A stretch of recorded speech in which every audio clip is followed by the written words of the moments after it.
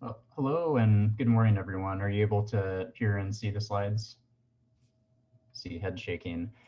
Um, well, I'm happy to be presenting along with Dr. Burrows this morning about our clerkship and some of the successes and places that we have some interest in focusing on this upcoming year.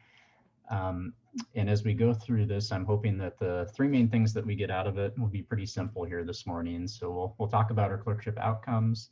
We'll talk about some of the strengths and opportunities that we have, and then we'll also discuss some of the strategies that we have specifically targeted at providing actionable feedback, which is one of our action areas. And I'm going to hand the baton over to Dr. Burrows to take us through some of our outcome data. Thanks, Nate.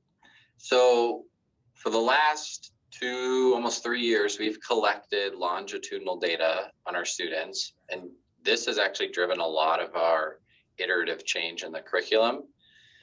We are going to show a few highlights, not a lot of the nitty gritty that we do on the backside. A lot of this will help provide evidence to why we give so many kudos at these faculty development meetings and help us describe and show how we're going to track some of our action items that are going to be a little bit broader for this academic year. So this is our overall clerkship rating. You will see at the bottom each clerkship group. This is consistent across all of the graphs, and then every survey scale is on a Likert scale, 5 being strongly agree, 1 being strongly disagree. And so you can see our annual mean has creeped up ever so slightly over the last 3 years since we started taking this data. You can go ahead forward, Nate. And the first thing we want to say is in the last academic year, there's a question about faculty engagement, and 98 clerkships have. This is now a standard question that's not been widely shared, but we are near perfect in our students feeling like the faculty were engaged. If we advance the next one, Dr. Finken and Dr. Donaldson were able to get shout outs this year for our outstanding faculty and won awards, but these are some of the other faculty that have 2 or more students during the year that specifically call them out for their excellence in teaching and their dedication to the students. And so we want to tell everyone kudos and to keep up the good work. If we were to put the names on this list for every person who got at least 1 shout out, it wouldn't be legible. And so that unfortunately limits us to this smaller list this year. Student comments, just to keep driving this home, you can click through them all, Nate. I won't read each one of them, but there are lots of themes, again, about engagement, interest in helping the students improve, the supportiveness of the group, people enjoying Peds even when they didn't think they would, how focused we are on education, and again, just genuinely wanting people to do well. And so these are 4 select comments. There are what would you say, Nate? Dozens of these, if not more. Most students take the time to write a positive comment about their experience. And so let's look at some more graphs. So this is effective teaching. The residents have we've tracked this for 3 years. The faculty question changed a little bit, so we just have it for the last academic year. We can see if the students also not just feel like we are engaged, but they report that we are providing effective teaching. Again, the mean being between that strongly agree and agree mark. If we move forward, we can also, this is one blatant example, but for some of our curricular changes, we can see, without applying true QI methodology, we can see changes in the run chart. And so this one is around availability for students, responsiveness to question, and you can see exactly when Danny Wilson Baxter started and how that has persisted. And I would imagine our time before that was relatively at the other baseline. And so we do see changes that are sustained, or if we see a change and then we change the curriculum again, we've seen a dip and had to go back to what we did previously. And so these charts are very helpful for us to drive change. The next one is where we're going to leapfrog off for our action item for this year. This is one of our lower rated survey questions, and it's specifically around actionable feedback, which we give the students a background on in the question, something that's concrete and can be changed with some specific feedback. You can see in June that there is a bump in both of them. Again, I can't tell you whether it's statistically significant on a QI methodology, but it's different than the rest of the points. And that was when the residency program actually started pushing for improved feedback. And the residents were on board with increasing feedback, and then it trailed back off. And this survey scale is different than the rest. So 5 on this is always, always. 4 is usually, down to 1 being never. And so we do think there's probably some improvement between hovering between sometimes and usually to get us more in the usually to always category. We know that feedback is an important part of our role as an educator, and Nate, you can advance so that you can take over and help us with what our action items are. Yeah, I'll do my best, Jason. So as Jason set the stage for, we're hoping to have one of our main focus items for the upcoming academic year be receiving and giving actionable feedback. And I say both of those intentionally, and that'll make a little more sense as we go through. I do want to say before we get into this that that's not the only area that we're going to be emphasizing as we go through the academic year. And there certainly is always room for improvement, but this is towards the top of the list and the one that we're going to take the time to go through this morning. And so I want to talk about this in 2 phases. And the first one is that when we talk about actionable feedback, feedback obviously is not just a one-way process, or it shouldn't be a one-way process. And so as we're trying to tackle this issue this academic year, we're going to come at it from 2 directions. One of those directions is some intervention with the students themselves. And after that, we'll also be talking to finish up this presentation this morning about things that we can do on the faculty side to give the students pieces that they can actually use to improve their performance and quicken their journey towards clinical competence. On the student side, one of the pieces that we've talked a lot about over the last couple months is the fact, and one of the things that we observe when we have learners that are having challenges is that they often are not appreciating that this feedback process should be a two-way road. And so ideally what we would like to promote is the idea that feedback is a conversation, it's a discussion, and it's not just the student receiving feedback from the person that they're working with. There's a little bit more that goes into it. So as we start into this new academic year, one of the things that we will be implementing with the students is a very brief mini workshop that they'll go through during their day of orientation before they even come out and see you guys on the clinical wards and the other places within our department.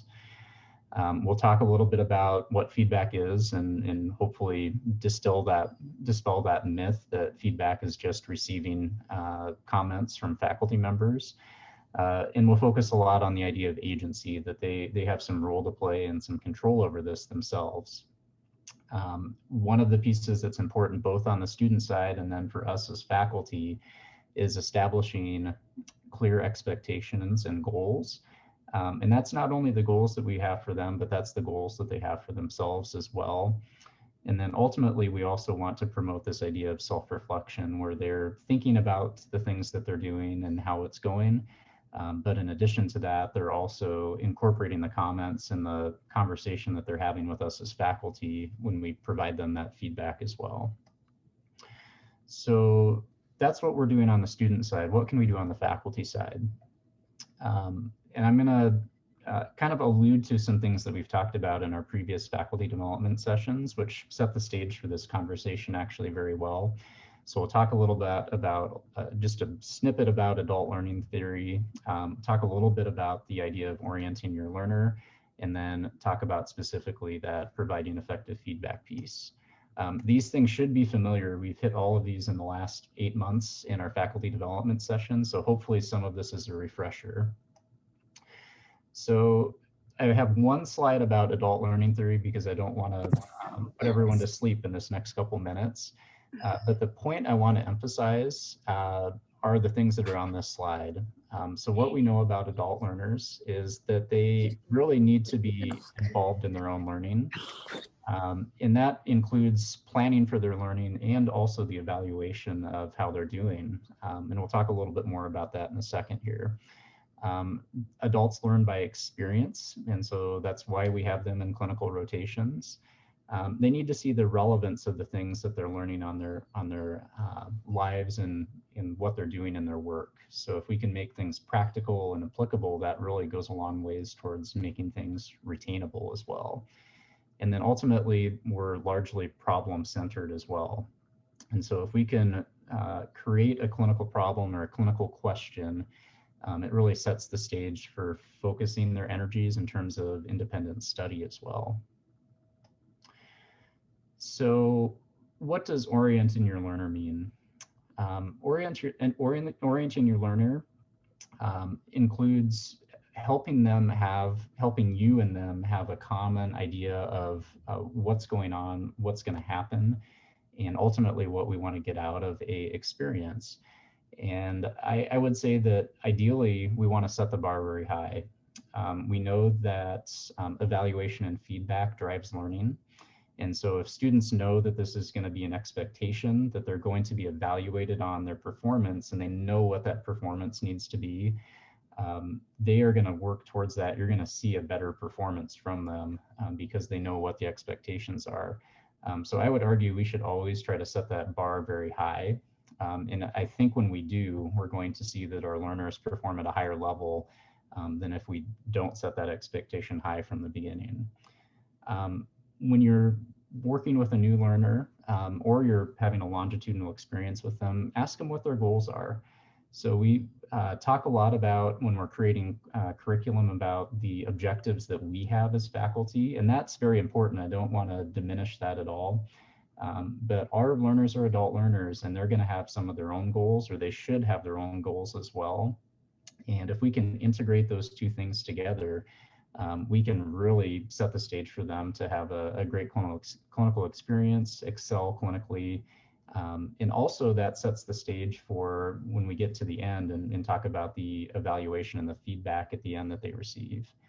Clarify your expectations, make them concrete. So give concrete examples of the things that you're expecting from them. It's a lot easier to evaluate performance if the learner knows what that performance is expected to be. So make sure that that piece is talked about concretely. And then as we get into the next slide, we'll talk a little bit about this last point, but have the learner summarize. So this is not a one-way process, and having the learner summarize really is part of that self-reflection process. So if they can step back and think about their own performance, that really allows them to be an active participant in that feedback process as well. So the last slide we're going to go through, or next to last slide, is some concrete things about providing effective feedback. And again, hopefully this is review for everybody. But number one, it's really key to focus on observed behaviors. So again, if you do that orientation and you have some clear expectations and goals for the learner, it's a lot easier to keep track of what their performance is because you can look for those specific things as they're going through. So a concrete example of that would be the student I worked with this past week who was rounding in the NICU. And one of the things I wanted them to do was be more concise with their patient presentations as they went through. And so as they were presenting, I specifically focused on that item. And then when we got to the end, it was a lot easier to have a conversation about their performance and give them specific feedback and tips about that area than if I had just given them a more broad expectation. And it's observable as well, right? So it's something that you can give some concrete ideas about. Begin with the self-assessment. And I would say this really helps kind of diminish the amount of angst as a faculty member, as someone providing feedback, because you're really putting the ball in their court and you're asking them to start the conversation. And you will find many, many times that the students are going to identify their own areas of weakness, and they'll be the same things that you're thinking about. And so if you start the conversation by having them talk about that, it's much easier to approach that. And it's much less intimidating for both you and for the student as well. Reinforce and correct what was observed. So after they talk about what they're thinking about and their own self-assessment, then it's your opportunity to go in and reinforce the things that you agree with and add some additional tips or pieces about the things that they might have missed. And then finally, confirm an action plan. So talk through it and agree on what the next steps are. So if I, with that example of the student in the NICU, pointed out a couple things about their performance that could have still been improved, then what are we going to do to observe that and make sure that those changes happen next time around? And then finally, as we're wrapping up here, just to say one more time, call it out.